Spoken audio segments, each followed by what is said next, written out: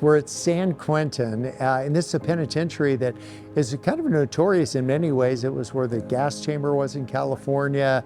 A death row here was populated by some of our most notorious prisoners. For the last several years, we've been going up to San Quentin State Prison, and Bob teaches a Dream Big class. Some of these guys are in for life, so if we teach a class that most people don't graduate from, it's been on writing, it's been on ambitions. Love Does has been able to come beside some of the students in our Dream Big class to offer some programs, and it's one of the most practical pictures of love in action. I remember coming to the Bob Goff Dream Big workshop. Okay, I'm a lifer, like I'm not getting out.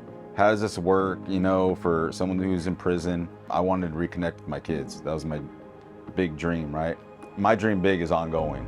So it's continuing to build with me and my daughter, and my sons will come next. And yeah, you know, to be continued.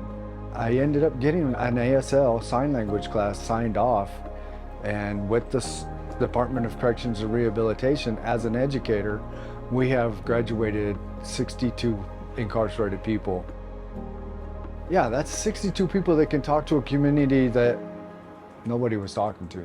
To see that I made a choice and it's a positive ripple effect instead of a negative ripple effect, that's what's awesome. You look at me and you're like, no way is this guy an interpreter for the deaf, or is he doing and the stuff that I'm doing? So it's kind of like, it's cool to see people see this Tommy.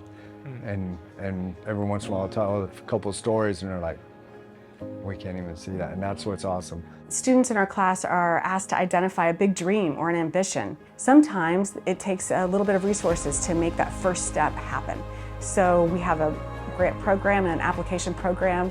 We awarded 5 different grants this past year. I was selected as a winner. I did receive $1,000. What I'm going to do with that money is that I'm going to start for a nonprofit, continue with teaching people who can't speak English but they want to further their education and they don't have anybody who can help them. And so what the Love Does Dream Tank program did for me is it showed me love by not looking at me wearing a blue uniform and giving me a chance.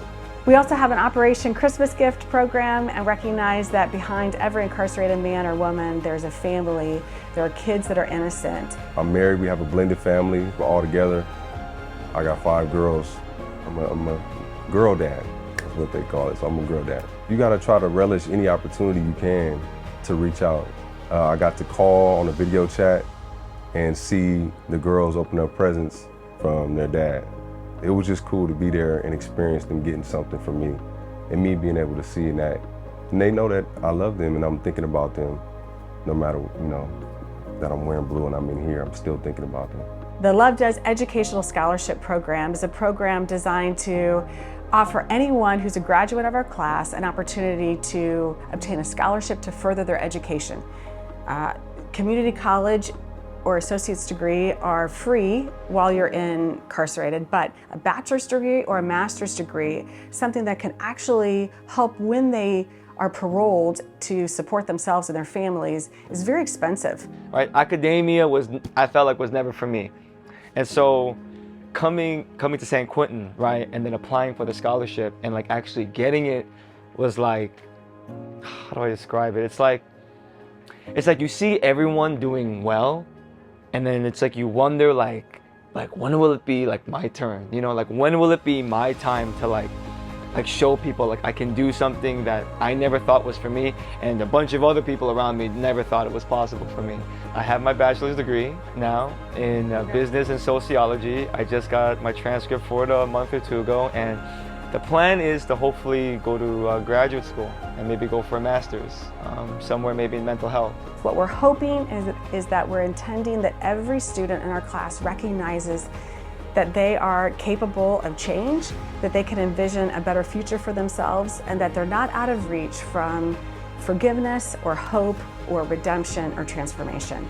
And there's something beautiful that happens when you realize the pain that you've gone through, the setbacks that you've caused, the pain that you've caused in others, so actually they're worth something. This is Paul to the Romans, that suffering produces endurance, endurance produces character, and character turns into hope.